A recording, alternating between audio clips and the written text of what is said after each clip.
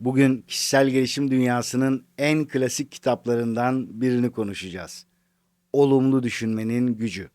Kitabın yazarı Norman Vincent Peale sadece bir yazar değil, aynı zamanda uzun yıllar din adamlığı yapmış bir isim. New York'ta tam 52 yıl boyunca papazlık yapmış. Onlarca kitap yazmış ve özellikle bu eseriyle dünyada milyonlarca insana ulaşmış. Olumlu Düşünmenin Gücü ilk kez 1952'de yayımlanıyor. Aradan geçen onca yıla rağmen hala kişisel gelişim kitapları arasında en çok bilinen klasiklerden biri. Ama bu kitabı konuşurken baştan çok önemli bir şeyi netleştirelim. Olumlu düşünmek, gerçekleri inkar etmek değildir. Hiçbir sorun yok, her şey mükemmel, ben hiçbir şey hissetmiyorum, hiçbir şeyden etkilenmiyorum demek değildir. Kendini kandırmak değildir. Olumlu düşünmek, problemi yok saymak da değildir. Problemin karşısında zihnini yenilgiye teslim etmemektir. Çünkü insan bazen olaydan önce zihninde yenilir. Henüz hiçbir şey olmamıştır ama kişi kendi kendine şöyle der. Ben bunu başaramam. Zaten hep böyle oluyor. Benim şansım yok. Benden bir şey olmaz. Bu iş kötü bitecek. Ve sevgili dost, dikkat et. Bu cümleler sadece düşüncelerden ibaret kalmaz. Enerjini düşürür, duygularını etkiler, cesaretini azaltır, dikkatini sadece tehlikeye kilitler ve seni davranış olarak da geri çeker. Yani insanın iç konuşması bir süre sonra hayatının yönünü belirlemeye başlar. Norman Vincent Peale bu kitapta temelde şunu söylüyor. Zihnindeki düşünce kalıbını değiştirirsen hayata verdiğin tepkiler değişir. Hayata verdiğin tepkiler değişince sonuçların değişmeye başlar. Ama burada çok hassas bir çizgi var. Bu kitap bize sadece düşün, hiçbir şey yapma demiyor. Dua et ama adım atma da demiyor. Güzel düşünürsen her şey otomatik olarak ayağına gelir demiyor. Aslında şunu söylüyor. İnancını, düşünceni, beklentilerini ve eylemini aynı yöne hizala. Çünkü insanın içinde dağınıklık varsa dışarıda istikrar kurması çok zor olur. Peki, yani gerçekçi ol diyor, proaktif ol diyor. Bir kanı vardır toplumda. İyimser olanlar, olumlu düşünenler sanki gerçekleri görmüyor gibi, hayatı toz pembe görüyor gibi. Aslında sana bir sır verecek olsam sevgili dost şunu söylerim. Aksine karamsar insanlar gerçekleri görmez ve hayatı toz pembe görmek isterler. Hiçbir hata olmasın, kusur olmasın, sorun çıkmasın, zorlanmasın gibi. Böyle içten içe garip bir beklenti içindedirler ve o sebeple ufacık bir şey onları sarsabilir. Olumlu düşünen insanlar ise gerçekçidir. Hayatta zor şeylerin olduğunun farkındadır. Ancak buna en doğru açıdan yaklaşırlar. Bu kitabı sana 10 bölümde özetleyeceğim. Çayın kahven hazırsa hadi gel başlayalım. Birinci bölüm insan inandığı ihtimal kadar yaşar. Yazarın kitapta en çok vurguladığı şeylerden biri şu. Kendine inan. Ama bu ego şişkinliği değil, kibir değil. Ben herkesten üstünüm demek de değil. Burada kendine inanmak şu. Allah bana bir akıl verdiyse, bir kalp verdiyse, bir kabiliyet verdiyse demek ki benim de yapabileceğim şeyler var demek. Günlük hayattan düşün. Bir insan daha işe başlamadan ben bunu beceremem diyorsa ne olur? Ya hiç başlamaz, ya geç başlar, ya yarım başlar, ya ilk engelde bırakır. Sonra da gördün mü? Zaten olmuyordu der. Aslında sonuç sadece yetenek eksikliğinden değil, baştan kurduğu yenilgi cümlesinden etkilenmiştir. Bizim inancımızda da bu çok tanıdık bir hakikattir. Allah hiçbir kimseye gücünün yettiğinden fazlasını yüklemez. Bu ne demek? Karşına çıkan her şey kolay olmayabilir. Ama sen tamamen çaresiz, güçsüz, tamamen değersiz değilsin. Olumlu düşünmek burada başlar. Benim sorunum yok demek değildir. Şunu diyebilmektir. Benim bir sorunum var ama sorunuma teslim olmak zorunda değilim.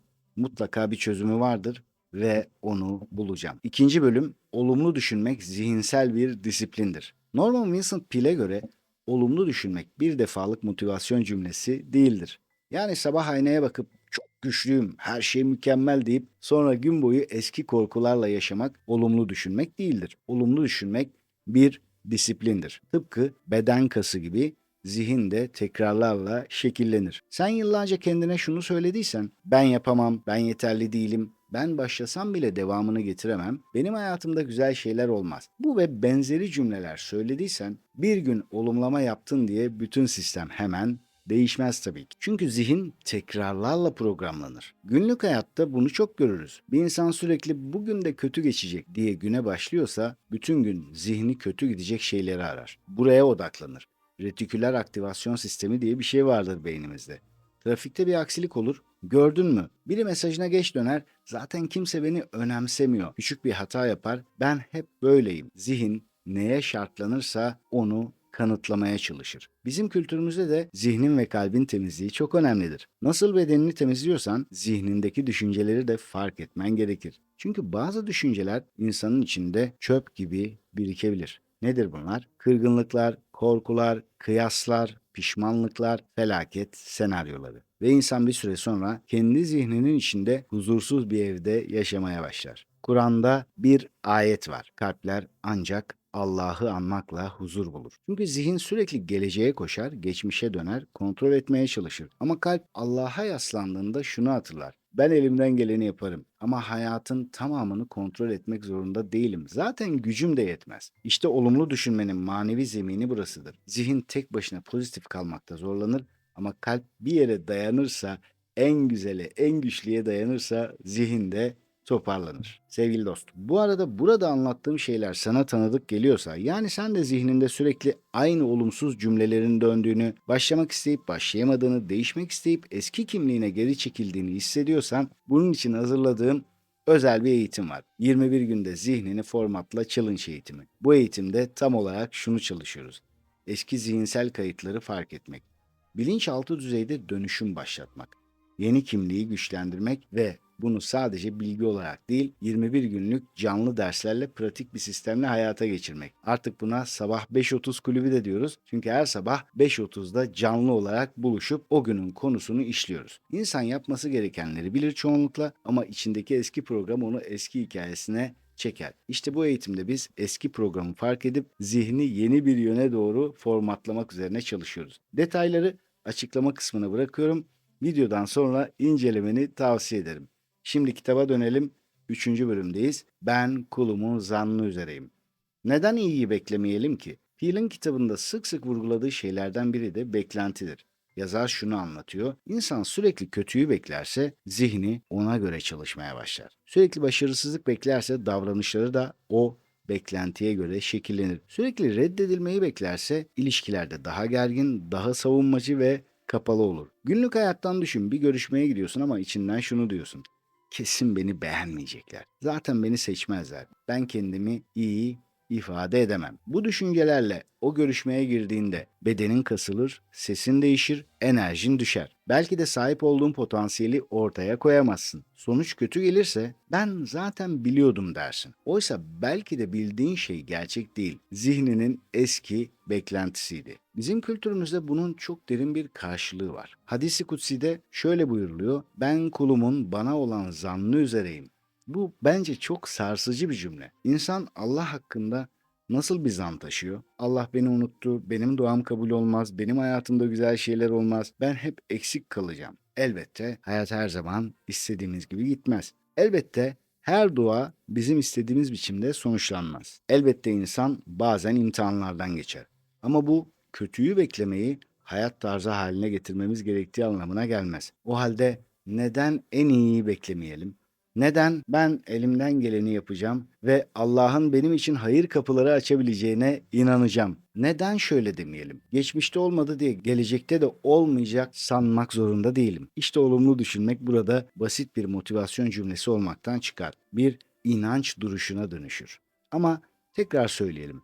Bu pasif bir bekleyiş değildir. Bizim kültürümüzde tevekkül de böyle anlaşılmaz. Meşhur bir ifadeyle önce deveni bağla sonra tevekkül et. Yani önce görevini yap, hazırlığını yap, adımını at, sonra sonucu ona bırak. Bu arada niye sürekli dini referanslar veriyorsun diye soruyorsan yazar da aynen böyle yapmış. Sadece ben bizim dilimize, bizim inanç ve kültürümüze uygun şekilde tercüme ediyorum. Baştan söylediğim gibi kendisi bir papazdır. 52 yıl boyunca vaazlar vermiş bir adamdır ve kitabında o inancını, o yaklaşımını çok net bir şekilde aktarır. Bence doğrusu da budur zaten. Dönelim şimdi tevekküle. Olumlu düşünmenin en sağlıklı hali bence budur. Yani Hayra inan, gayret et, sonucu teslim et. Dördüncü bölüm korku alışkanlığı kırılabilir. Yazar kitapta korku ve endişe üzerinde de çok duruyor. Ona göre korku çoğu zaman sadece bir duygu değil, aynı zamanda bir alışkanlık. İnsan önce bir şeyden korkar, sonra korkmaktan korkar. Sonra zihni otomatik olarak tehlike aramaya başlar. Bir mesaj geç gelir, hemen kötü düşünür. Bir iş gecikir, hemen felaket senaryosu yazar. Biri yüzüne asar, bana mı kızdı diye düşünür. Küçük bir aksilik olur, zaten benim hayatım hep böyle der. Ve zihin artık çözüm üretmekten çok tehdit aramaya başlar. Çünkü çalışma prensibi budur. Bugün modern psikolojide buna olumsuzluk yanlılığı ya da negatif yanlılığı felaketleştirme, beklenti etkisi gibi kavramlarla bakıyoruz. Ama bu yeni keşfedilmiş bir hakikat değil. Yine bizim kültürümüzde de ve birçok kadim kültürde de insanın zannına, niyetine, kalbine, diline çok önem verilir. Çünkü insan neyi sürekli tekrar ederse zihni onu daha fazla, daha hızlı bulmaya başlar. Sürekli tehlike ararsan zihnin tehlike bulmakta ustalaşır. Sürekli eksik ararsan zihnin eksik bulmakta ustalaşır. Reddedilme ihtimali ararsan en küçük mimikten bile reddedilme anlamı çıkarmaya başlarsın. Ama bunun tersi de mümkün. İnsan zihnini bilinçli bir şekilde eğitebilir. Mesela şu sorular çok faydalıdır. Şu an zihnim bana ne anlatıyor? Bu kesin bir bilgi mi yoksa eski bir korkumun yorumu mu? Bu olayın başka bir açıklaması olabilir mi? Ben bu durumda en küçük doğru adım olarak ne yapabilirim? Allah'ın rahmetini hesaba katsam bu olaya nasıl bakardım? Bu son soru bence çok güçlü. Yazar da kendi diliyle bunu söylüyor. Allah'ın rahmetini hesaba katsam bu olaya nasıl bakardım? Çünkü insan bazen hesap yaparken sadece korkularını hesaba katar. Ama Allah'ın yardımını, rahmetini, lütfunu açabileceği beklenmedik kapıları hesaba katmaz. Sadece geçmişteki başarısızlığını düşünür. Sadece insanların ne diyeceğini düşünür. Sadece en kötü ihtimali düşünür. Sonra da buna gerçeklik der. Hayır, bu gerçeklik değil. Korkunun objektiflik kılığına girmesidir. Gerçekçilik hem problemi görmek hem ihtimali görmek demektir. Hem riski görmek hem rahmeti görmek demektir. Kur'an'da şöyle bir ifade var. Şüphesiz zorlukla beraber bir kolaylık vardır. Zorluk yok demiyor. Zorluk inkar edilmiyor. Ama zorluğun yanında bir kolaylık ihtimalini de hatırlatıyor. Zaten şöyle bir bakacak olsak bütün hayatımızda bunu görmüşüzdür değil mi? İşte olumlu düşünme tam olarak budur. Zorluğu inkar değil, zorluğun içindeki kolaylık kapısını aramak. 5. Dua zihni yeniden hazırlar. Norman Vincent Peale kitabında dua kavramına çok önemli bir yer veriyor. Çünkü ona göre insan sadece zihinsel olarak değil, ruhsal olarak da güçlenmelidir. Yazarın burada anlattığı şey şu. İnsan dua ettiğinde sadece bir şey istemez. Aynı zamanda kendi iç dünyasını da yeniden düzenler. Günlük hayattan düşünelim yine. Bir mesele seni çok yoruyor. Zihnin sürekli aynı ihtimaller arasında dönüyor. Ya olmazsa, ya kaybedersem, ya yetişmezse, ya insanlar şöyle derse, eleştirirse vesaire. Bir noktadan sonra mesele çözülmeden bile sen tükeniyorsun. Çünkü yükü sadece kendi omzunda taşıyorsun. Dua burada insana şunu hatırlatır. Ben tek başıma değilim. Ben her şeyi kontrol etmek zorunda değilim ki edemem de. Benim gücüm sınırlı ama onun kudreti sınırsız. Ben kapıyı çalarım ama kapıyı açacak olan odur. Bu insanın içindeki kontrol yükünü hafifletir. Çünkü her şeyi kontrol etmeye çalışan insan yorulur. Herkesi memnun etmeye çalışan insan yorulur. Her sonucu garantiye almaya çalışan insan yorulur. Hiç hata yapmamaya çalışan insan yorulur. Dua insana şunu hatırlatır. Ben kulum, benim görevim gayret, dua ve teslimiyet. İlahlık yapmaya çalışmak değil. Burası çok önemli. Çünkü insan bazen kendi hayatında onun rolünü üstlenmeye çalışabiliyor. Her şeyi bilmek istiyor, kontrol etmek istiyor, her sonucu garanti etmek istiyor ama böyle bir hayat mümkün değil. Olumlu düşünmenin derin hali belirsizliğin içinde de güven duygusunu kaybetmemektir. Dua burada bir kaçış değil, merkeze dönüş olur ve kişi duadan sonra daha net sorar. Benim bugün atmam gereken adım ne? Sağlıklı dua budur. Dua et, kalbini aç, hayrı iste, sonra kalk ve bunun için yapabileceklerini yap. 6. bölüm olumsuz düşüncenin en tehlikeli tarafı. Olumsuz düşüncenin en tehlikeli tarafı kendini gerçek zannetmesi. Yazarın kitabında bence en önemli mesajlardan biri şu. Olumsuz düşünceler çoğu zaman kendini gerçek gibi gösterir. İçeriden bir ses gelir. Sen yapamazsın. Ve sen bunu sadece bir düşünce olarak değil, hakikat gibi algılarsın. Kimse seni sevmiyor. Bunu bir yorum olarak değil, kesin bilgi gibi yaşarsın. Başaramayacaksın. Bunu bir korku olarak değil, kader gibi hissedersin. Günlük hayatta da bunu çok görürüz. Bir insan geçmişte birkaç kere başarısız olmuştur. Sonra zihni hemen genelleme yapar. Ben zaten başarısız biriyim. Bir ilişkide yara almıştır. Sonra zihni şöyle der. Ben sevilmem. Bir konuda para kaybetmiştir. Sonra zihni bir kayıt oluşturur. Ben parayı yönetemem. Oysa bunlar hakikat değil, zihinsel kayıtlardır. İşte burada insanın durup şunu sorması gerekir. Bu benim gerçeğim mi yoksa eski bir zihinsel program mı? Çünkü zihindeki her ses doğru değildir. Bazı sesler çocukluktan kalmadır. Bazı sesler eski başarısızlıklardan kalmadır. Bazı sesler aileden öğrenilmiştir. Bazı sesler toplumdan alınmıştır. Bazı sesler kırılmalardan sonra oluşmuştur. Bizim kültürümüzde de dilin, niyetin, kalpten geçenin çok güçlü bir yeri vardır. İnsan kendine sürekli beddua gibi cümleler kurarsa kendi iç dünyasını daraltır. Ben yapamam yerine öğrenebilirim. Ben hep kaybederim yerine geçmişte kaybetmiş olmam, gelecekte de kaybedeceğim anlamına gelmez. Ben sevilmem yerine geçmişte incinmiş olmam, sevilmeyeceğim anlamına gelmez. Ben başlasam da devam ettiremem yerine ben küçük adımlarla istikrar kurmayı öğrenebilirim. Sevgili dost, bak, bunlar abartılı cümleler değil, gerçekçi, olumlu cümleler. Çünkü zihnin tamamen inanmadığı çok büyük cümlelere bazen direnç gösterir. Mesela yıllardır kendine ben değersizim diyen birine bir anda ben dünyanın en değerli insanıyım dedirtmek içeride tepki oluşturur ve hiçbir fayda vermez. Ama şu daha gerçekçi ve dönüştürücüdür. Ben değerimi yeniden hatırlamaya açığım, keşfetmeye açığım. Veya geçmişte kendimi değersiz hissetmiş olmam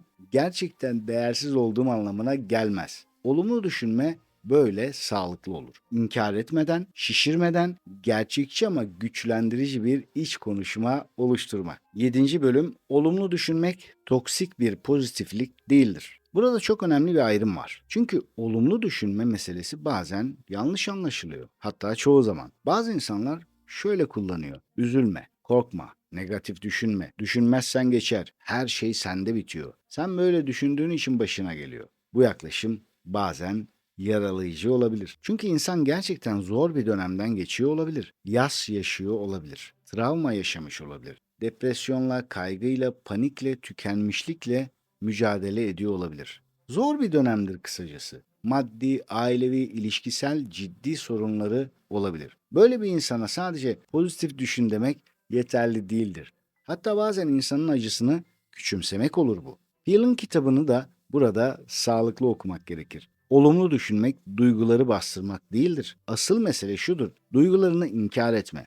Ama duygularının seni tamamen yönetmesine de izin verme. Korkuyorsan korkunu kabul et. Üzülüyorsan üzüntünü kabul et. Kırıldıysan kırıldığını kabul et. Yorulduysan yorulduğunu kabul et. Ama sonra şunu sor. Ben bu duygunun içinden daha bilinçli, daha güçlü, daha Allah'a yakın ve daha sorumlu bir şekilde nasıl geçebilirim? Bizim kültürümüzde sabır da böyle bir şeydir. Sabır acıyı yok saymak değildir. Sabır acının içinde yönünü kaybetmemektir. Tevekkül hiçbir şey yapmamak değildir. Tevekkül elinden geleni, hatta gerekeni yaptıktan sonra sonucu ona bırakabilmektir. Hüsnü zan saf olmak değildir. Hüsnü zan hemen en kötü anlamı yüklememektir. Bu yüzden olumlu düşünmek toksik pozitiflik değil, acının içinden geçerken umudu, anlamı ve gayreti kaybetmemektir. 8. bölüm İlişkilerde iç atmosfer dışarıya yansır. Yazarın anlattığı olumlu düşünme sadece başarıyla, hedeflerle, parayla ilgili değil,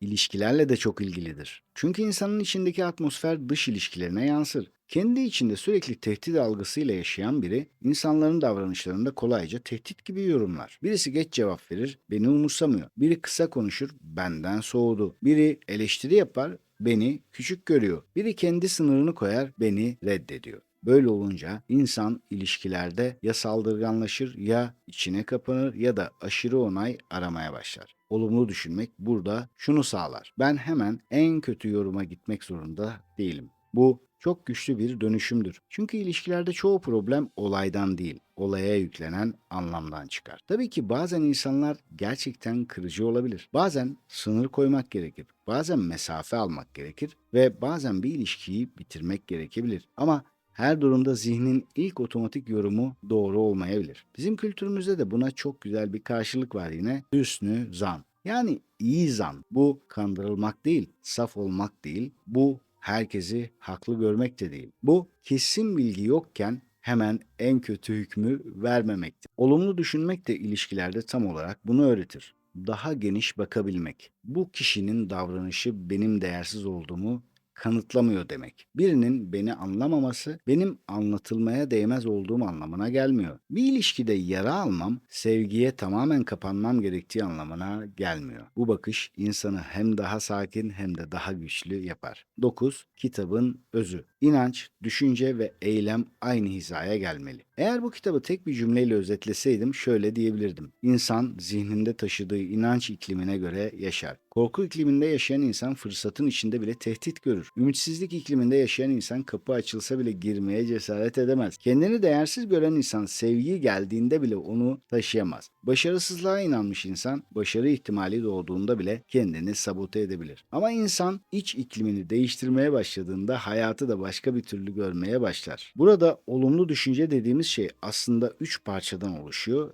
Birincisi inanç. Yani Allah'ın rahmetine, kendi gelişebilirliğine, hayatın değişebilirliğine kapıyı açık tutmak. İkincisi iç konuşma. Kendine sürekli yenilgi telkin etmek yerine daha gerçekçi ve güçlendirici cümleler kurmak. Üçüncüsü eylem. Sadece düşüncede kalmayıp küçük de olsa bir adım atmak. Bu üçü birleşince dönüşüm başlar. Sadece inanç var, eylem yoksa pasif bir beklenti olur. Sadece eylem var, inanç yoksa tükenmişlik olur. Sadece olumlu cümle var, içten temas yoksa yüzeysel bir motivasyon olur. Ancak inanç, düşünce ve eylem birleşirse insanın yönü değişir. 10. bölüm. Bu bilgiler ışığında kısa bir uygulama yapalım. Sevgili dost, şimdi bunları pekiştirmek için senden çok kısa bir şey yapmanı istiyorum. Son günlerde zihninde en çok tekrar eden olumsuz cümleyi bul. Mesela ben yetişemiyorum, ben başaramayacağım, ben sevilmiyorum, ben para kazanamayacağım, ben hep yarım bırakıyorum, benim hayatım düzelmez gibi gibi. Şimdi bu cümlenin karşısına daha gerçekçi, daha inançlı ve güçlendirici bir cümle koy.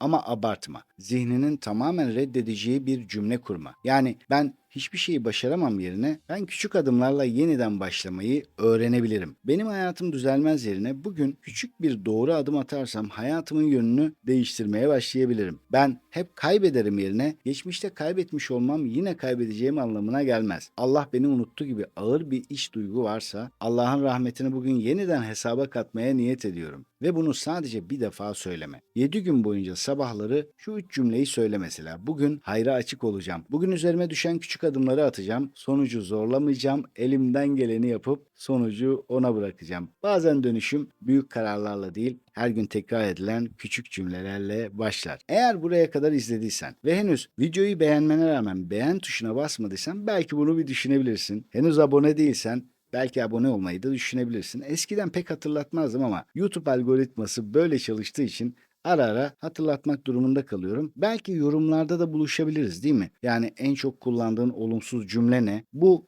videonun ardından o cümleyi nasıl değiştirmeye karar verdin? Bundan sonra hangi adımları atacaksın? 7 gün boyunca yapmanı istediğim uygulamayı yapmaya söz veriyor musun? Tüm bunları yorumlarda bizimle paylaş lütfen. Ve bitirirken yine bir uyarı yapacağım. Daha doğrusu hatırlatma yapacağım. Dünyanın birçok yerinde zulüm var. Ne yazık ki dünyayı kötü ve güçlü insanlar yönetiyor ve başta Filistin, Doğu Türkistan olmak üzere özellikle de Gazze'de artık bu zulüm arşa çıkmış durumda. Biz belki bunu değiştiremeyiz ama aynen kitapta konuştuğumuz gibi üzerimize düşeni yapabiliriz. Onlar için bol bol dua edip unutulmamaları adına bol bol paylaşabiliriz. Bütçemiz nispetinde yardımlar yapabiliriz ve boykot yapabiliriz. Boykot yapmamak adeta suça ve suçluya yardım etmek demektir. En azından bana göre. Bu biraz ağır gelebilir ama gerçek budur. Çünkü ben bir şeye para veriyorsam ve o para verdiğim ürün ve hizmet eğer o zalimlere finans akıtan bir şirketse bu benim paramın mazlumların üzerine zulüm ve bomba olarak yağması demektir ki bu onurlu bir insanın asla yapmayacağı bir şeydir. Yeni bir videoda görüşene kadar kendine çok iyi bak. Sevgiler, selamlar.